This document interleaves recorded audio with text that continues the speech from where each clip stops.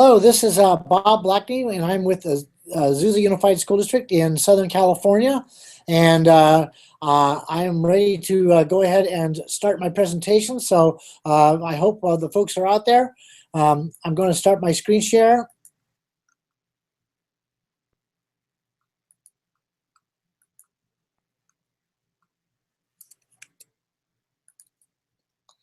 And today we're with the Future Ready Schools. And of course, our partners are listed here, and I think you can all see that. My particular organization that I'm affiliated with is the TCAL presentation, and I'm a tech director here in Southern California. And I've been in the tech business, the school tech business, for about 30 years.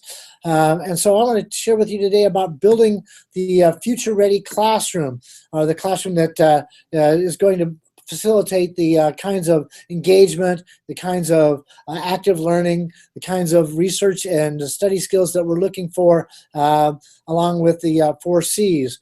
So with that in mind, well, one of the things we want to do is talk about what is the biggest obstacle to a district, or your district, becoming a 21st century school district.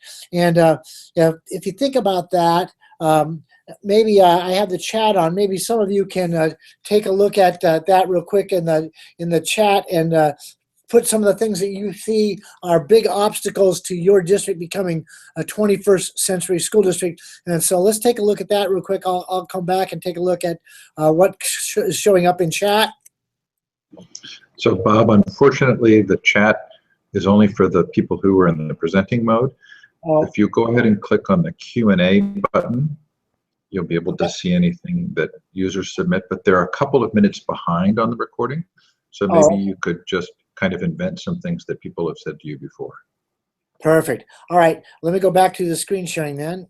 And so when I look at what are the biggest obstacles to becoming a 21st century school district, many of the people in the past that I've worked with have said that money is a huge obstacle, lack of equipment is an obstacle, lack of sufficient professional development is an obstacle, that strong links with curriculum would be an obstacle that people have talked about in the past. And all those things are really obstacles, and that's true. However, it's kind of interesting that when you actually talk to superintendents and you ask them what the obstacles are to being a 21st century school district, you get something completely different. And what the superintendents would tell you is the following thing. You can see that time, money, fear, equity of access, but look at the number one thing, and that is the lack of a shared vision. And as in my experience with school districts and turning around school districts, has been that lack of a 21st century vision, a shared vision between teachers, between administrators, between the tech folks, between the curriculum folks, is really the number one thing. And developing a shared vision is not an easy thing at all. And so what I think most school districts are really suffering from is something called obstacle illusion. What you think is the obstacle to becoming a 21st century school or a learning organization really is not the number one thing. It's that shared vision that we really want to develop, and so, the idea of becoming this minister of disturbance to get schools to become better, to move our staffs forward so that they're a better place for our students, is really a key piece of that. And so what we really want to do is we really want to look at the leadership that is at schools, because rather that's coming from the curriculum folks, or that's coming from teacher leaders, or that's coming from sites, or that's coming from the tech folks at the district. And all those people are key leaders, and so what leadership is the key. And unfortunately, what happens too often is something completely different, something called leadership, and that is people are doing things that other schools are doing. Oh, I saw them doing this, or I went to go see this school and they're doing that. And so they're kind of following the leader rather than looking at what are the needs of their particular organization and developing that shared vision, that shared leadership that's going to move the district forward, move the schools forward. So that's a key piece. So one of the things I have found that's really, really, really, really a key is to begin with the end in mind. In other words, what is what is it that you want to accomplish out of your investment in technology or your infrastructure or your mobile devices or your BYOD program or whatever you've got. What is it that you really want as the result? And I'm talking about result in terms of education, in terms of what are the educational goals? What would you see if you were 100% successful? What would it look like?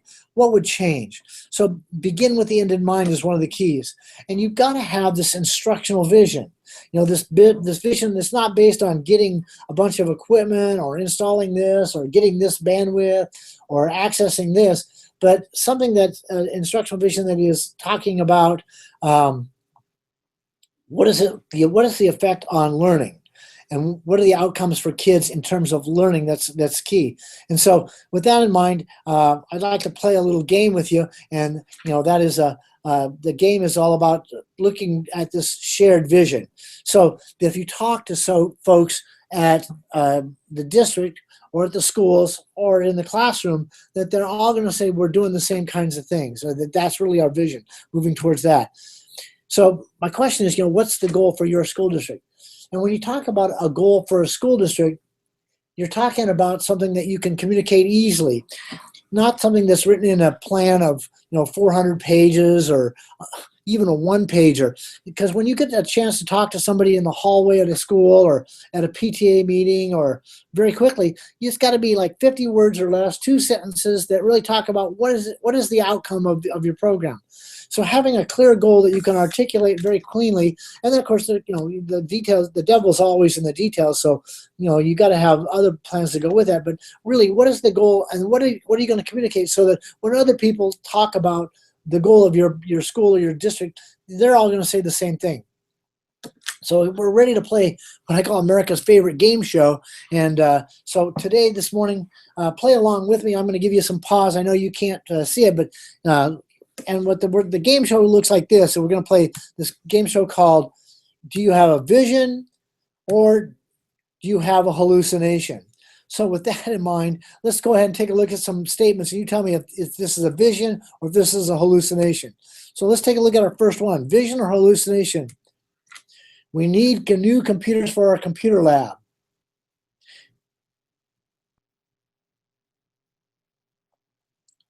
And hopefully you said that one was a vision statement. I mean, a hallucination, because that's just about getting stuff. If you get those new computers for your computer, what's the difference for kids? What's the educational outcome? So that's actually a hallucination. So let's take a look at another statement. We need to increase student engagement.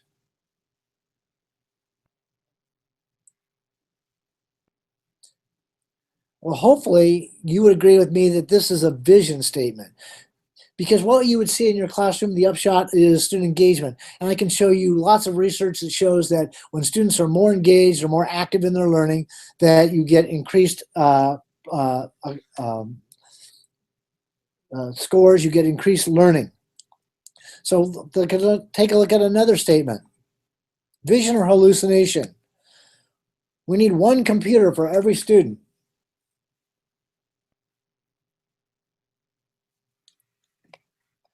Hopefully you've looked at this and decided that this is a hallucination also. One computer for every student has no educational outcome. Now it may, but that may be the how you get to an educational outcome, but it's not the educational outcome or the instructional vision you're looking for. How about this one? We need students to learn research skills.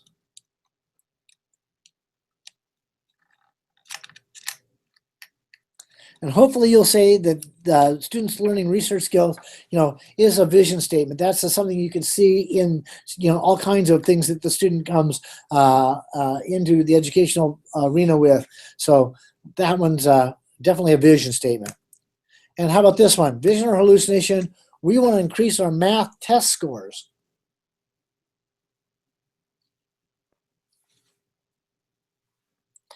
This is one that actually I've run into several times, and this is a hallucination. The link between increased technology and math scores is loose at best. It depends on what you're trying to do, but increasing math scores is not an upshot. Now, increasing engagement is something that would lead to increased math scores, or increasing students' ability to investigate, or to conceptualize math. Those would be things that might lead to test scores, but it's not a direct link. So that would be a hallucination also. So let's take a look at planning technology. When you taking a look at planning technology, I always call it the pyramid of technology here. I know that this is a triangle, not a pyramid, but hang with me. So it always starts with the top, and that is you've got to have a strong instructional vision. You've got to have the curriculum that goes with that. You've got to have some kind of thing that you're doing with kids that has an upshot in curriculum. Okay, that's where it starts.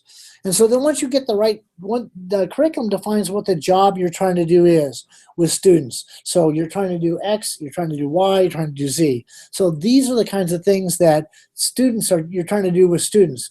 Once you do that, then you can buy the tools to do that job. One of the analogies that I share with folks is that, you wouldn't go to the hardware store and buy tools without knowing what your job is. I mean, if you go and buy an 18-inch ratchet extension, well, you wouldn't go home and say, okay, what kind of bolts can I turn now that I couldn't turn the day before? So buying tools without knowing what the job is kind of a fool's errand. So really, we want to define the job really cleanly, then we can buy the tools that get you to that job. So with that in mind, that's why curriculum comes first on our thing. And it's all about instruction, as we talked about earlier. It's not about grabbing technology for technology's sake.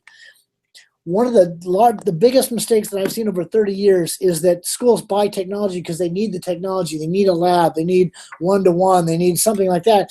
But they don't define what the educational goals are. So as soon as the technology gets old, then it's no good anymore. If you buy a tool to do a job, now there may be bigger, badder, more efficient tools that come along. But if you bought a tool to do a job, that tool will still do that job years to come. So not defining the job cleanly is one of the biggest mistakes schools make. So when you start, you end up with your curriculum, and then the very next thing you can do is you can choose the equipment that you need to do that job. But again, putting the equipment first is the #1 mistake that schools make. So with that in mind, it's up to you as the leader to set the criteria of what that job is. So, in a very recent district, our goals were very simple. They were something we could talk about cleanly. They were something that we did that we wanted to do. And what we wanted to do was we wanted to increase student engagement, and then we wanted to ensure active learning in our classrooms. So those were our two things. Well, based on those two things, student engagement and active learning, what we did was we were able to set criteria for making other decisions for what the tools would be in the classroom. Because what we were trying to do was we were trying to choose tools that would promote active learning and student engagement. So, at the time, things like, student response systems, those were things that were technology that would, really effectively increase the student engagement we had in our classroom. So by setting the criteria based on your educational goals, you can really affect what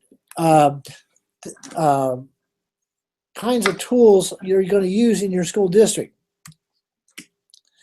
And then, of course, what I generally do is have this vendor shootout, where if you're looking for a kind of tool, then get all the vendors that are going to have that kind of a tool that you're looking for, and have them make a presentation and make a rubric that really accentuates the kinds of pieces that you're looking for. Again, we were looking for active learning and student engagement. Well, if those are the things we're looking for, then we're evaluating your particular brand of tool based on how it's going to help us get to our goal of active learning and student engagement, or our instructional goal.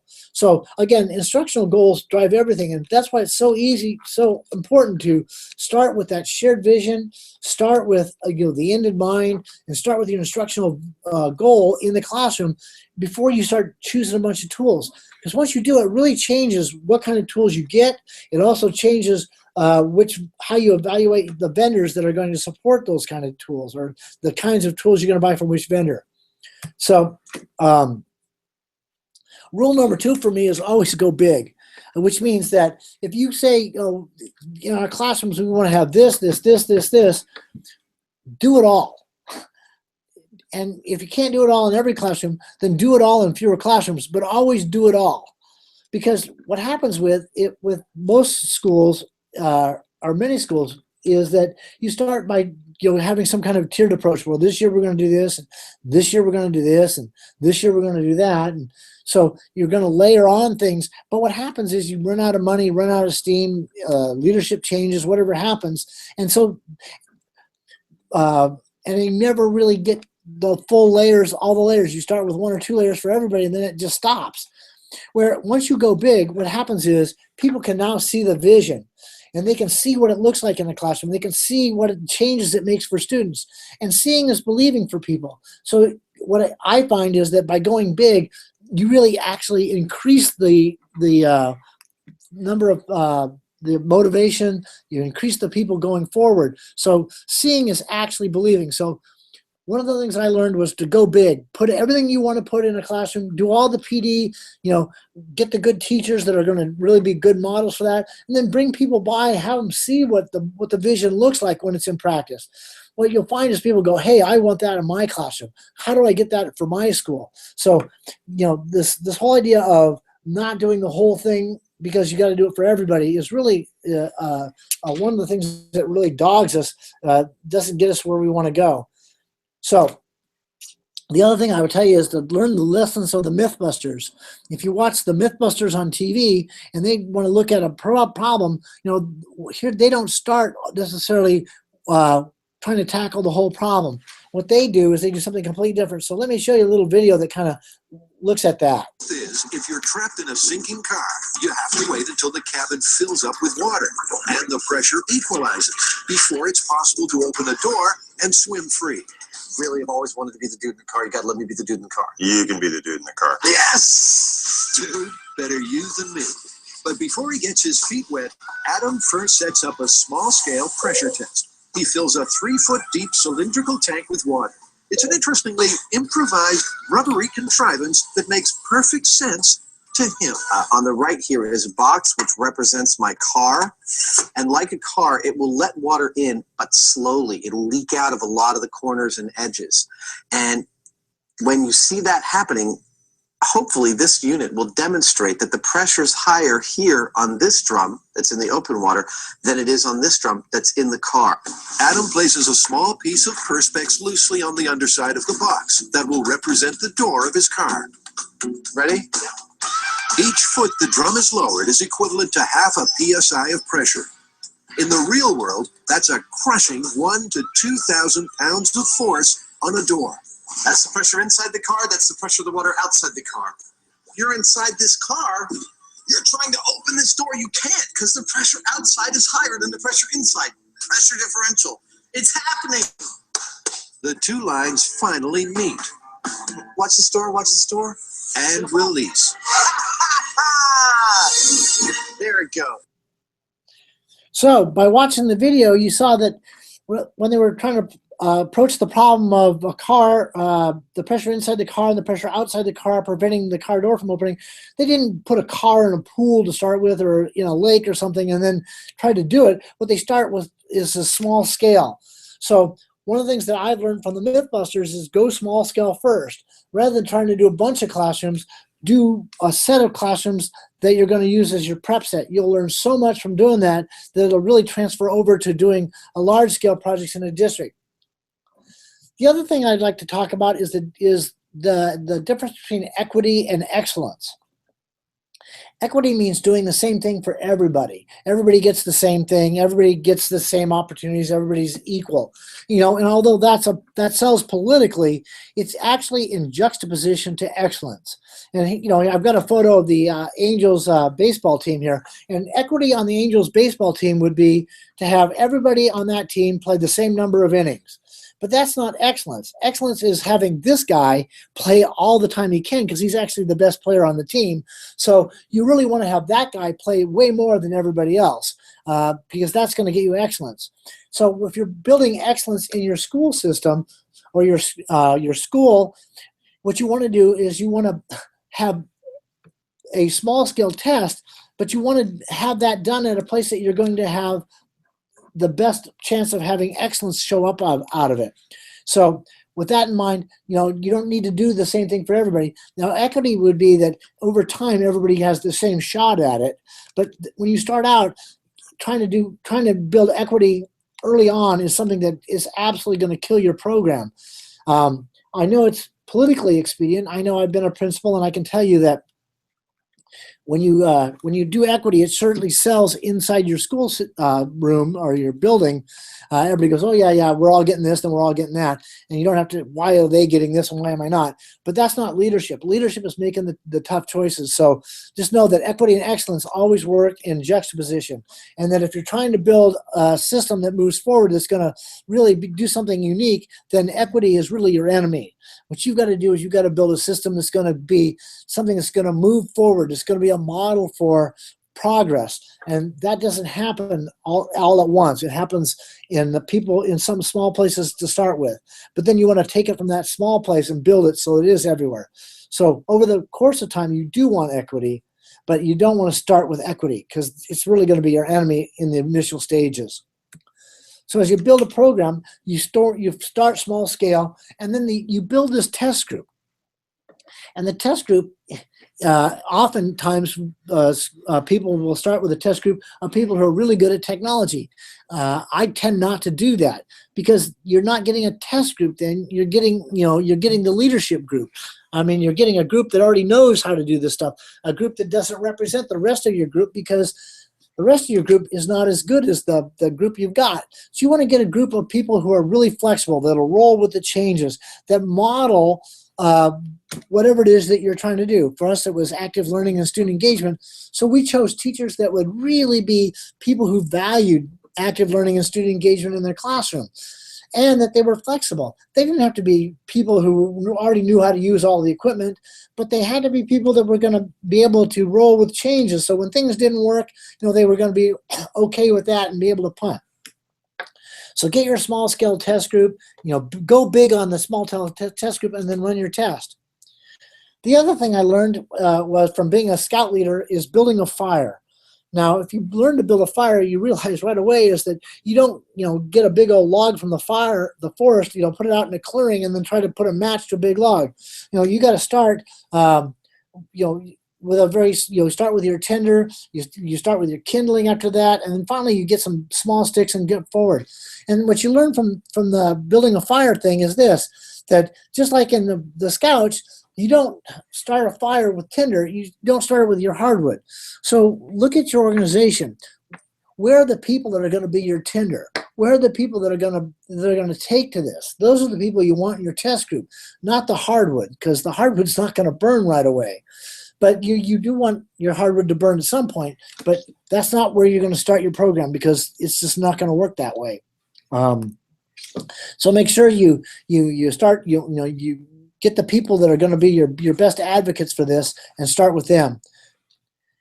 The other thing that when you start looking at things in a classroom and you start building a classroom for multimedia, all of a sudden you end up with a multitude of sources. It's not uncommon to have a laptop, maybe a desktop also, a document camera. You could have a DVD or VCR. You could have, a television feed or, an internet feed that you need to put up there.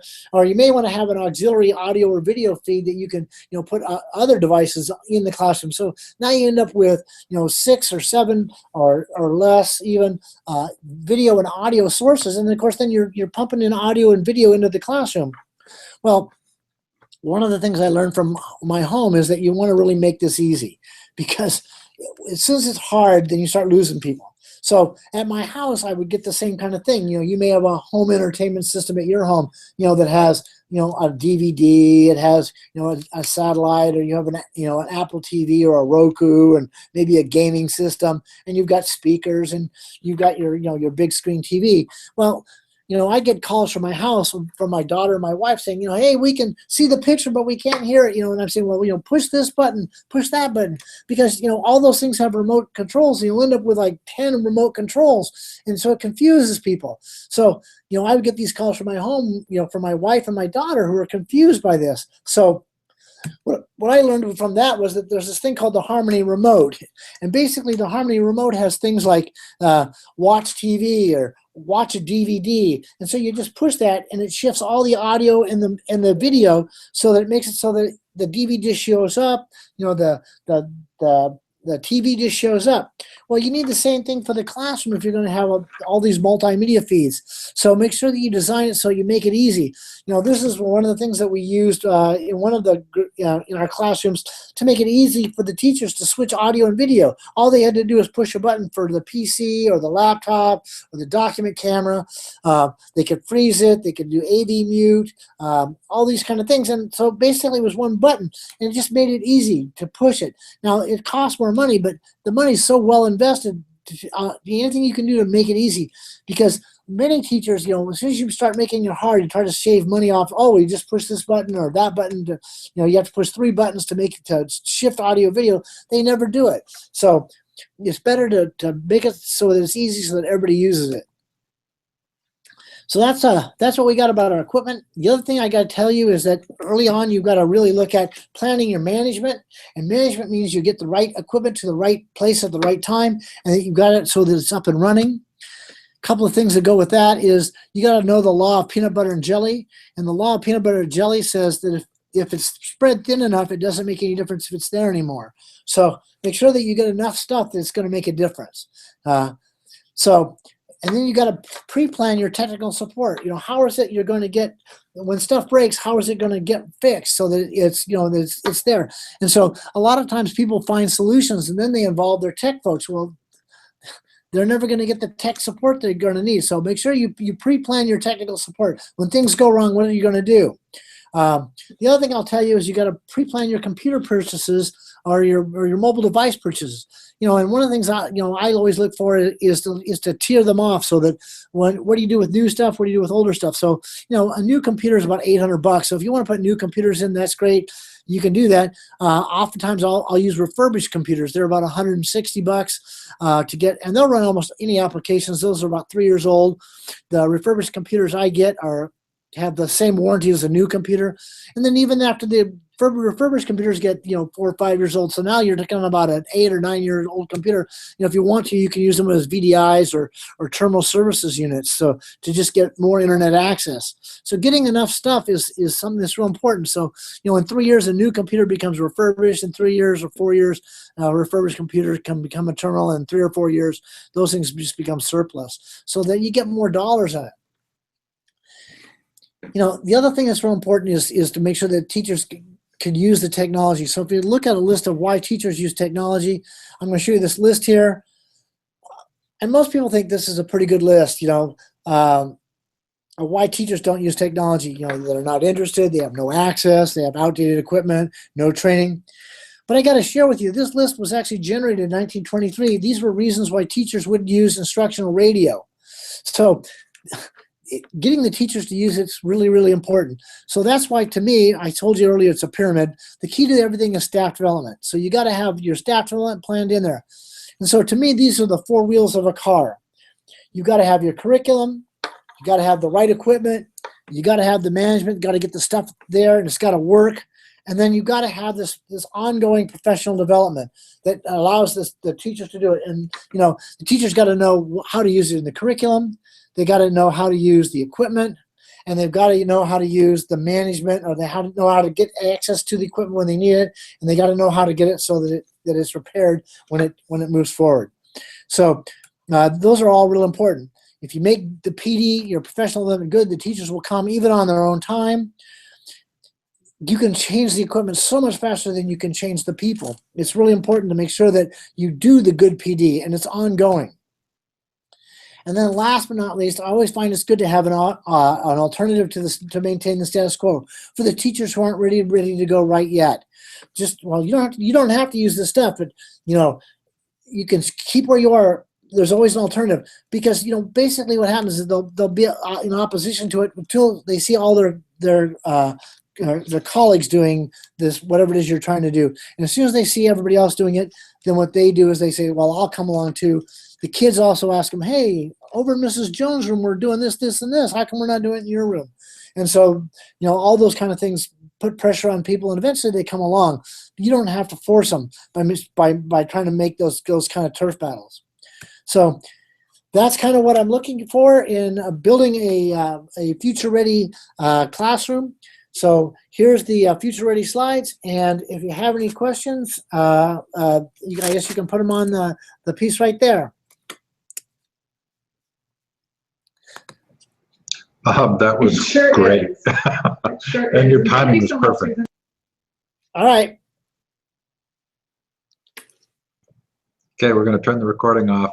We've got an hour break now where we're doing a special Twitter chat. So go to futureready.education. Look at the schedule page for instructions on the Twitter chat. Bye now. We'll check for you. Okay.